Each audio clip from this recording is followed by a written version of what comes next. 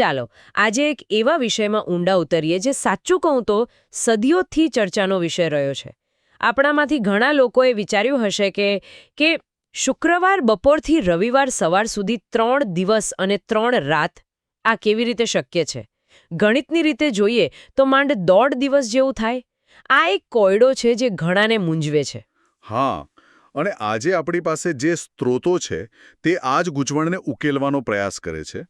અને રસપ્રદ વાત એ છે કે જવાબ અંકગણિતમાં નથી, પણ એમ કે તે સમયના કેલેન્ડર અને ઘડિયાળમાં છુપાયેલો છે. એટલે આપણો હેતુ એ સમજવાનો છે કે તે સમયમાં દિવસની જે વિભાવના હતી એ આપણી આજની સમજ કરતાં કેટલી અલગ હતી. બરાબર ને?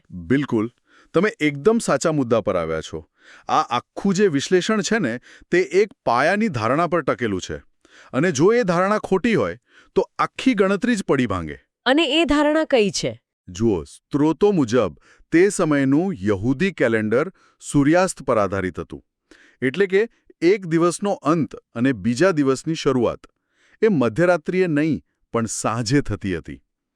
આપણે આપણા વિશ્લેષણ માટે માની લઈએ કે એ સમય લગભગ સાંજે 6 વાગ્યાનો હતો. 1 મિનિટ રોકો. શું કહ્યું તમે? દિવસની શરૂઆત સાંજે થતી હતી?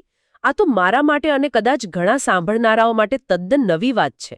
હા, આપણી તો આખી દુનિયા મધ્યરાત્રિએ 12 વાગે તારીખ બદલવા પર ચાલે છે. આ એક નાનકડો ફેરફાર તો આખા ઘટનાક્રમને જોવાની દ્રષ્ટિ જ બદલી નાખે છે. ચોક્કસપણે. અને આ જ આ કોયડાની ચાવી છે. આ સમજણ વગર પેલી શુક્રવારથી રવિવારની ગણતરી ક્યારેય બંધ બેસશે જ નહીં. આ સાંજથી સાંજની ગણતરીને ધ્યાનમાં રાખીને સ્ત્રોતો 3 મુખ્ય દિવસોની રૂપરેખા આપે છે. કયા 3 દિવસ? 1.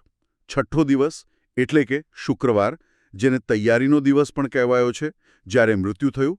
2. સાતમો દિવસ એટલે શનિવાર, આ પવિત્ર સેબાત હતો, વિશ્રામવાર, જ્યારે શરીર કબરમાં હતું. અને 3. અઠવાડિયાનો પહેલો દિવસ એટલે કે રવિવાર, જે દિવસે પુનરુત્થાન થયું. સરસ.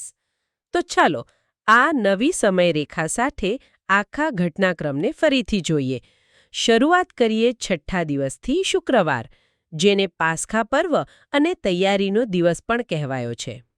હા, તો સ્ત્રોતો અનુસાર આ યહૂદી મહિનાનો 14મો દિવસ હતો, એટલે કે શુક્રવાર. ઈસુનું મૃત્યુ બપોરે લગભગ 3 વાગે થયું. હવે અહીં જે ખરેખર રસપ્રદ છે તે સમયનું પ્રતિકાત્મક મહત્વ છે. આ એ જ સમય હતો જ્યારે યહૂદી મંદિરમાં પાસ્ખાના પર્વ માટે હજારો ઘેટાનું બલિદાન ચડાવવામાં આવતું હતું. 1 મિનિટ. આ પાસ્ખાનું હલવાન કે ઘેટાને બલિદાનનું શું મહત્વ હતું? જે સાંભળનારાઓ કદાચ આ પરંપરાથી પરિચિત નથી તેમના માટે થોડું સમજાવશો? જરૂર. જુઓ, પાસ્ખા પર્વ એ યહૂદી લોકોની ઇજિપ્તની ગુલામીમાંથી મુક્તિની યાદમાં ઉજવાતો સૌથી મોટો તહેવાર છે. પરંપરા મુજબ મુક્તિની છેલ્લી રાત્રે દરેક યહૂદી પરિવારે એક નિષ્કલંક ઘેટાનું બલિદાન આપ્યું અને તેનું લોહી પોતાના દરવાજા પર લગાવ્યું. હા, મેં આ વિશે સાંભળ્યું છે. બરાબર. તો એ ચિહ્ન જોઈને મૃત્યુનો દૂત તેમના ઘરમાં પ્રવેશ્યો નહીં અને તેમના પ્રથમ જનિત સંતાનો બચી ગયા. આથી પાસ્ખાનું ઘેટું એ બલિદાન અને મુક્તિનું પ્રતીક બની ગયું. એટલે ઈસુનું મૃત્યુ એ જ સમયે થવું એ સૂચવે છે કે તેઓ એક અંતિમ અને સંપૂર્ણ પાસ્ખાના હલવાન તરીકે પોતાનું બલિદાન આપી રહ્યા હતા. વાહ, આ તો ખૂબ જ ઊંડો અર્થ ધરાવે છે. એટલે કે તેમનું મૃત્યુ કોઈ આકસ્મિક ઘટના નહોતી, પણ એક પૂર્વ નિર્ધારિત પ્રતિકાત્મક ક્ષણ હતી. બિલકુલ. અને હવે સમયની ગણતરી પર પાછા આવીએ. જો મૃત્યુ બપોરે 3 વાગે થયું હોય તો પછી શું? પછી ઘડિયાળ ખૂબ ઝડપથી આગળ વધી. બપોરે 3 વાગે મૃત્યુ થયું અને આપણે જાણીએ છીએ કે નવો દિવસ એટલે કે સેબત સાંજે 6 વાગે શરૂ થવાનો હતો. યહૂદી નિયમ ખૂબ કડક હતો. સેબત શરૂ થાય તે પહેલાં કોઈપણ મૃતદેહને ક્રોસ પર લટકતો રાખી શકાય નહીં. ઓહ! આથી તેમની પાસે મૃતદેહને ઉતારવા, તેને દફનવિધિ માટે તૈયાર કરવા અને કબરમાં મૂકવા માટે માત્ર 3 કલાક હતા. ફક્ત 3 કલાક? હા, આ જ કારણ છે કે સ્ત્રોતોમાં આટલી ઉતાવળ અને ગંભીરતાનો ઉલ્લેખ છે. તો શુક્રવારે સાંજે 6 વાગ્યાની સાથે જ બધું શાંત થઈ ગયું. ક્રોસ ખાલી હતો, કબર બંધ હતી અને એક નવો દિવસ શરૂ થયો. પણ આ દિવસ સંપૂર્ણપણે અલગ હતો, ખરું ને? આ આપણો બીજો દિવસ, સાબત. એકદમ સાચું. શુક્રવારે સાંજે 6 વાગ્યે મહિનાનો 15મો દિવસ, 7મો દિવસ, એટલે કે સેબથ શરૂ થયો. આ દિવસ સંપૂર્ણ આરામ અને નિષ્ક્રિયતાનો દિવસ હતો. કોઈ કામ નહીં, કોઈ મુસાફરી નહીં. એ યહૂદીઓ માટે સૌથી પવિત્ર દિવસ હતો. અને આ દિવસે જ બે ખમીર રોટલીનું પર્વ પણ શરૂ થયું. બે ખમીર રોટલીનું પર્વ, તેનું આ ઘટનાક્રમ સાથે શું જોડાણ છે? આ પણ એક મહત્વનું પ્રતિકાત્મક જોડાણ છે. બે ખમીર રોટલીનું પર્વ 7 દિવસ ચાલતું અને તે પાસ્ખા પછી તરત જ શરૂ થતું. તેમાં ખમીર એટલે કે યીસ્ટ એ પાપનું પ્રતીક માનવામાં આવતું હતું. આ પર્વ દરમિયાન લોકો પોતાના ઘરમાંથી બધું જ ખમીર કાઢી નાખતા, જે પાપમાંથી શુદ્ધિ અને મુક્તિનું પ્રતીક હતું.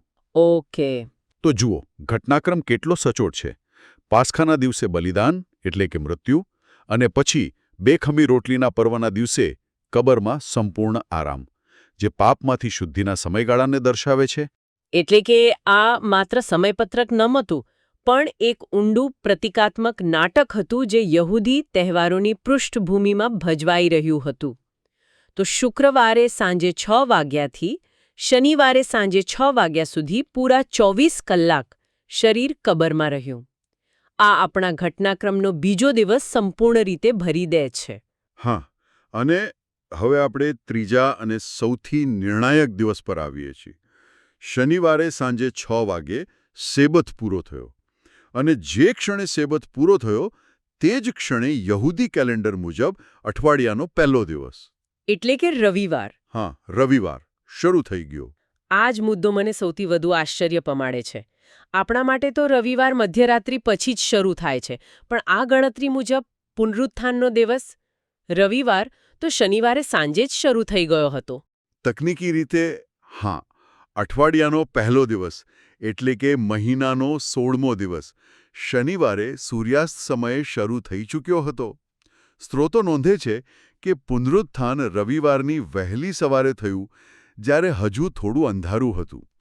આ સમયગાળો શનિવારે સાંજે 6 વાગ્યા પછી અને રવિવારે સૂર્યોદય પહેલાંનો છે, જે સંપૂર્ણપણે ત્રીજા દિવસે આવે છે. પણ અહીં મારા મનમાં એક પ્રશ્ન થાય છે. જો રવિવાર શનિવારે સાંજે 6 વાગ્યે શરૂ થઈ ગયો હતો, તો સ્ત્રોતોમાં જે સ્ત્રીઓનો ઉલ્લેખ છે તેઓ કબર પર જવા માટે રવિવારની વહેલી સવાર સુધી કેમ રોકાઈ? તેઓ રાત્રે જ કેમ ન ગઈ? આ ખૂબ જ સારો અને તાર્કિક પ્રશ્ન છે, અને તેના કેટલાક સંભવિત કારણો હોઈ શકે છે. પ્રથમ, એકદમ વ્યવહારુ કારણ. રાત્રિના અંધારામાં મુસાફરી કરવી અને કબર પર કામ કરવું મુશ્કેલ અને અસુરક્ષિત હોઈ શકે છે. બરાબર. બીજું, સાંસ્કૃતિક કારણ. તે સમયે સ્ત્રીઓ માટે રાત્રે એકલા બહાર નીકળવું કદાચ યોગ્ય ન ગણાતું હોય. અને ત્રીજું, જે મને લાગે છે તે પ્રતિકાત્મક કારણ. સવારનો સમય, જ્યારે અંધારું દૂર થઈ રહ્યું હોય અને પ્રકાશ આવી રહ્યો હોય, તે પુનરુત્થાન જેવી ઘટના માટે વધુ યોગ્ય પ્રતીક છે. અંધકાર પર પ્રકાશનો વિજય. બરાબર. આ સમજાય તેવું છે. તો હવે આખી ગણતરી સ્પષ્ટ થાય છે. દિવસ 1 શુક્રવાર બપોરે 3 થી સાંજે 6 સુધીના થોડા કલાકો. દિવસ 2 શનિવાર શુક્રવાર સાંજે 6 થી શનિવાર સાંજે 6 સુધીના પૂરા 24 કલાક. અને દિવસ 3 રવિવાર, જે શનિવારે સાંજે 6 વાગે શરૂ થયો અને વહેલી સવારે પુનરુત્થાન થયું. આમ ઘટના 3 અલગ અલગ કેલેન્ડર દિવસોને સ્પર્શે છે. 3 દિવસની વાત કલાકોની ગણતરી વિશે નથી, પણ કેલેન્ડરના દિવસો વિશે છે. બરાબર. આ 3 દિવસ અને 3 રાતની ભવિષ્યવાણીને એક નવા સંદર્ભમાં મૂકે છે. અહીં દિવસ એટલે 24 કલાકનો સંપૂર્ણ ગાળો નહીં, પણ કેલેન્ડરના 3 અલગ અલગ દિવસોનો સ્પર્શ. સ્ત્રોતોમાં શિષ્યો સાથેના અંતિમ ભોજન એટલે કે પાસ્ખા ભોજન વિશે પણ એક નોંધ છે. તેના સમય વિશે શું વિગત છે? શું તેનું પણ આ ઘટનાક્રમમાં કોઈ ખાસ મહત્વ છે? હા, અને આ એક ખૂબ જ નોંધપાત્ર વિગત છે. સ્ત્રોત મુજબ ઈસુએ શિષ્યો સાથે પાસ્ખા ભોજન મહિનાના 14મા દિવસની શરૂઆતમાં જ લઈ લીધું હતું. 14મા દિવસની શરૂઆત. આપણી સાંજથી સાંજની ગણતરી મુજબ એનો અર્થ ગુરુવારે સાંજે થયો, બરાબર ને? એકદમ સાચું. તેમણે ગુરુવારે સાંજે ભોજન લીધું, જે પરંપરાગત સમય કરતાં લગભગ 24 કલાક વહેલું હતું. સામાન્ય રીતે પાસ્ખાનું ભોજન 14મા દિવસના અંતમાં એટલે કે શુક્રવારે બપોરે ઘેટાના બલિદાન પછી લેવામાં આવતું હતું. તો શું આનો અર્થ એ છે કે તેમણે જાણી જોઈને પરંપરા તોડી? શું આ તે સમયે એક વિવાદાસ્પદ પગલું ન ગણાયું હોત? ચોક્કસપણે તે એક અસામાન્ય પગલું હતું. આ દર્શાવે છે કે તે ભોજન આવનારી ઘટનાઓની પૂર્વતૈયારીના ભાગરૂપે હતું. તેઓ જાણતા હતા કે પરંપરાગત ભોજનના સમયે એટલે કે શુક્રવારે બપોરે તેઓ પોતે જ પાસ્ખાનું હલવાન તરીકે બલિદાન થવાના હતા. ઓહ, એટલે તેમણે પોતાના શિષ્યો સાથે આ અંતિમ ભોજન માટે સમયને આગળ વધાર્યો. હા, આ સમયની પસંદગી ખૂબ જ સભાન અને પ્રતિકાત્મક હતી. તેમણે એક નવી પરંપરા સ્થાપિત કરી, એ સૂચવવા માટે કે જૂના બલિદાનનો અંત આવી રહ્યો છે અને એક નવો કરાર શરૂ થઈ રહ્યો છે. તો આ બધી તકનીકી ગણતરીઓ અને પ્રતિકાત્મક જોડાણોમાંથી સાંભળનાર માટે મુખ્ય શીખ શું છે?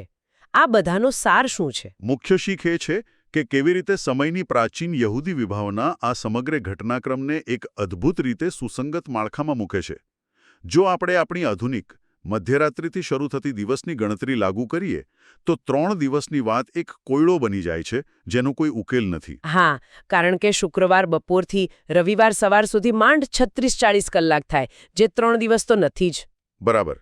પણ યહૂદી દ્રષ્ટિકોણથી જોતા ઘટના શુક્રવારે એટલે કે પહેલા દિવસે ઘટી, શનિવાર એટલે કે બીજા દિવસ દરમિયાન ચાલુ રહી અને રવિવારે એટલે કે ત્રીજા દિવસે પૂર્ણ થઈ.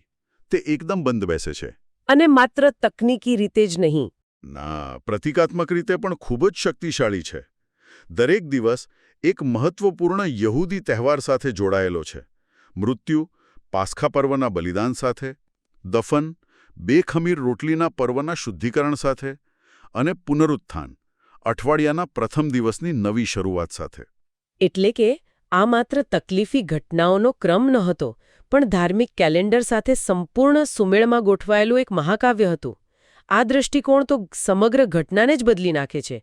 દિવસની શરૂઆત સાંજથી થવાની એક સરળ વિભાવના કેવી રીતે બધું સ્પષ્ટ કરી દે છે, એ ખરેખર અદ્ભુત છે. આપણી આધુનિક ઘડિયાળો અને કેલેન્ડરોએ આપણને સમયને એક ચોક્કસ રેખીય રીતે જોવાની ટેવ પાડી દીધી છે. આપણે ભૂલી જઈએ છીએ કે ભૂતકાળમાં લોકો સૂર્ય, ચંદ્ર અને પ્રકૃતિના ચક્ર સાથે કેટલા ઊંડાણથી જોડાયેલા હતા. તેમના માટે સાંજ એ દિવસનો અંત નહીં, પણ એક નવી શરૂઆત હતી. આ ચર્ચા એક ખૂબ જ મહત્વપૂર્ણ પ્રશ્ન ઊભો કરે છે. આપણે આપણી આધુનિક માનકીકૃત સમયની ગણતરી દ્વારા ઐતિહાસિક અને સાંસ્કૃતિક ગ્રંથોને કેટલું સમજી શકીએ છીએ, જે સંપૂર્ણપણે અલગ સમયના માળખામાં લખાયા હતા? ઘણીવાર અજાણતા જ આપણી પોતાની ધારણાઓ અને માળખાને ભૂતકાળ પર લાદી દઈએ છીએ અને પછી જ્યારે વસ્તુઓ બંધ બેસતી નથી ત્યારે આપણે તે ગ્રંથોને વિરોધાભાસી કહીએ છીએ. કદાચ વિરોધાભાસ ગ્રંથમાં નથી, પણ આપણા દ્રષ્ટિકોણમાં છે. તો શું આનો અર્થ એ છે કે બીજી પણ ઘણી ઐતિહાસિક વાર્તાઓ કે ઘટનાઓ હોઈ શકે છે જેને આપણે ખોટા લેન્સથી જોઈ રહ્યા છીએ? શક્ય છે. જો આપણે આપણો સમયનો દૃષ્ટિકોણ બદલીએ તો બીજી કઈ વાર્તાઓ કે ઘટનાઓને આપણે નવા દૃષ્ટિકોણથી જોઈ શકીશું. કદાચ અન્ય ઘણા ઐતિહાસિક વિરોધાભાસો ફક્ત એટલા માટે અસ્તિત્વમાં છે કારણ કે આપણે તેમને સમજવા માટે યોગ્ય સાંસ્કૃતિક ચાવીનો ઉપયોગ નથી કરી રહ્યા. આજના વિશ્લેષણમાંથી જો કોઈ એક વાત યાદ રાખવા જેવી હોય તો એ છે કે ભૂતકાળને સમજવા માટે આપણે ક્યારેક આપણી વર્તમાનની ઘડિયાળ ઉતારીને તેમની ઘડિયાળ પહેરવી પડે છે. આ એક વિચારવા જેવો પ્રશ્ન છે.